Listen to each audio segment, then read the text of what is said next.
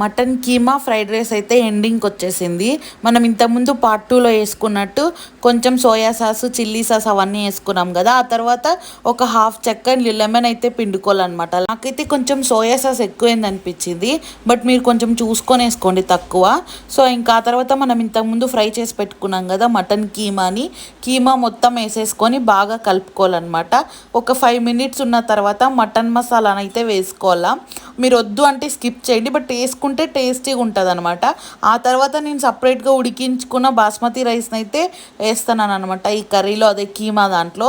ఆ తర్వాత బాగా కలిపేసుకోవాలన్నమాట. చూడండి, మామూలుగా జస్ట్ మటన్ బిర్యానీ తిన్నా అక్కడక్కడ పీసెస్ ఉంటాయి, బట్ ఇట్లా కీమా ఫ్రైడ్ రైస్ చేసుకున్నారంటే ప్రతి ముద్దలోనూ కీమా తగులుతుంది. టేస్ట్ అయితే చాలా బాగుంటుంది. సో ఖచ్చితంగా ట్రై చేయండి, మీకైతే బాగా నచ్చుతుంది. చిన్నపిల్లలు అయితే మటన్ పీసెస్ వద్దన్నారు, ఇట్లా బాగా తింటారనమాట. దీనికన్నా ముందు ఇంకో 2 పార్ట్స్ ఉన్నాయి. ఆ షార్ట్స్